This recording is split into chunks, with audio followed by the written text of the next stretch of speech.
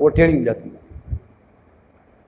بندہ بھی کبڑا ہو جاتا ہے نا، جب بوڑھا ہو جائے ٹیڑھا ہو جاتا ہے، پتلا ہو جاتا ہے، چربیاں اور گوشت سب ختم ہو جاتی ہے، ہڈیاں رہ جاتی ہیں۔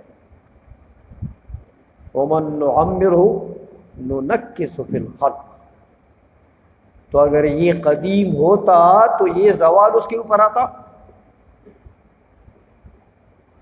اس لیے خود بھی قدیم نہیں ہے۔ اور ثم يرد الى ارذل العمر لكي لا يعلم من بعد علم شيئا، تو پہلے تو علم تھا نا، من بعد علم، پہلے علم تھا، اب علم کے اوپر زوال آ گیا جب بوڑھا ہو گیا۔ ہاں علم تھا لیکن اب بیچارے کو کوئی علم نہیں، لکھا لا یعلم، اب سارے مسائل بھول گئے۔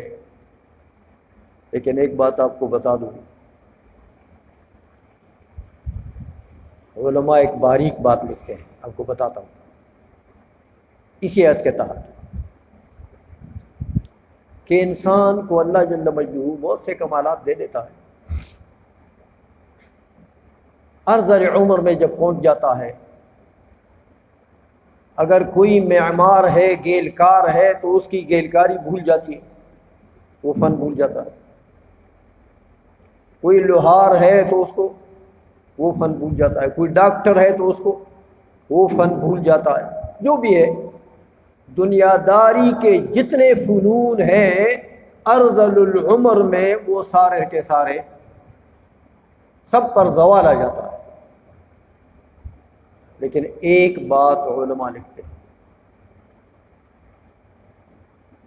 کہ علم دین کے علماء کے علم پر زوال نہیں ہے، علم دین کے علماء کے علم دین پر زوال نہیں آتا۔ ہمارے قبلہ والد صاحب رحمۃ اللہ علیہ ایک واقعہ آپ کو بتاتا ہوں۔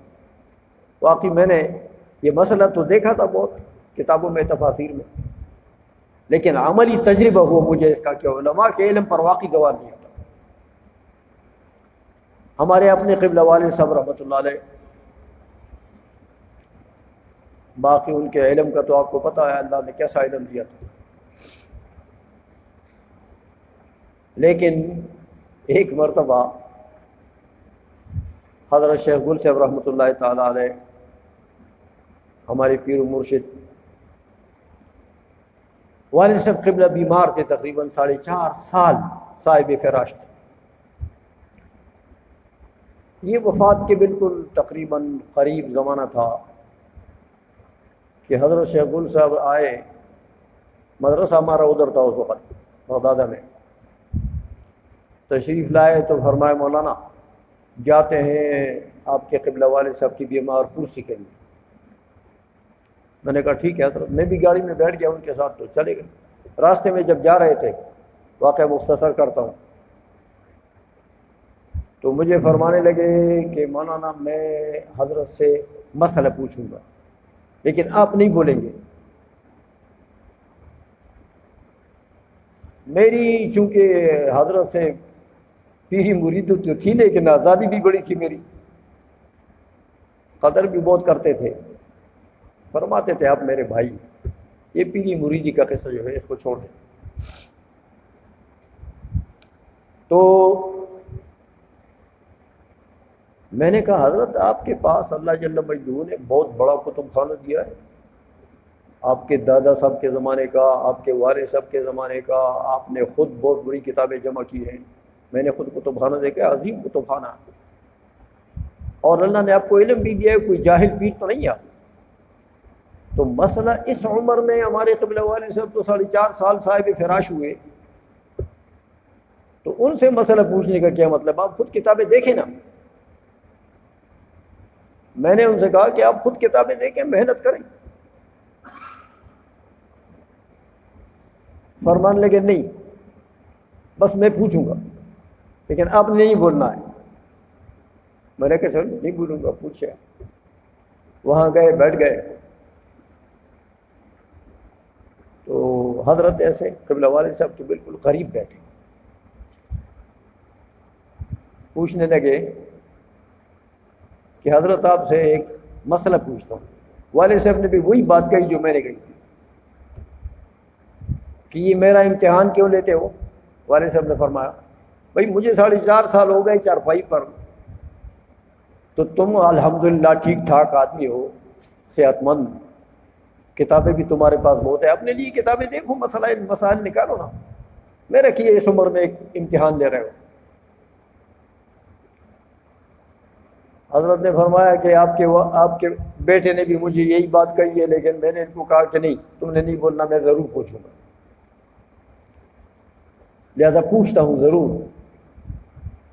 والد صاحب نے فرمایا چل پوچھنا ہے تو پوچھ، مجھے آتا ہے تو بتا دوں گا، نہیں آتا ہے تو کیا بتاؤں۔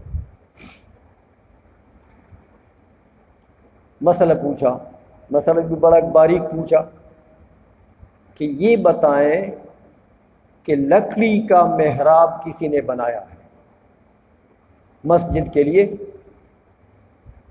لکڑی کا محراب بنایا ہے، تو وہ لکڑی کا جو محراب ہے اس میں اگر امام کہیں ایک سائیڈ میں کھڑا ہو جائے، وہی محراب رکھے لکڑی والا سامنے، اور اس میں امام کھڑا ہو جائے، تو کیا محراب کی جو سنت ہے وہ ادا ہو جائے گی؟ محراب میں نماز پڑھنا سنت ہے نا، تو کیا وہ سنت ادا ہو جائے گی لکڑی کے محراب سے؟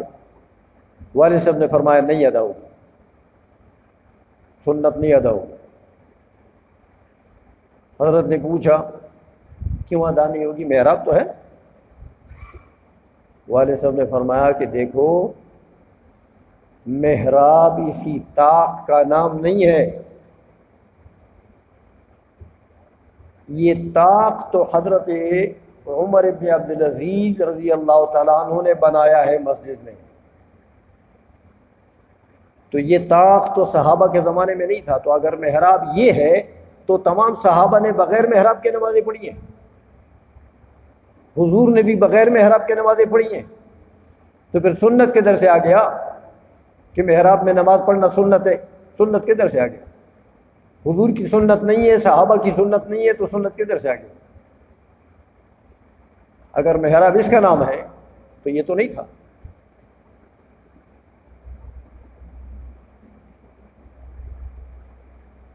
اب پھر حضرت نے پوچھا کہ اچھا تو محراب پھر کیا چیز ہے؟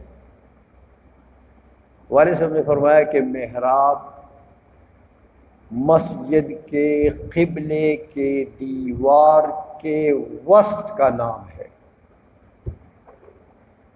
محراب مسجد کے قبلے کے دیوار کے درمیان کا نام ہے، یہ طاق اس میں ہو یا نہ ہو، وسط کا نام ہے۔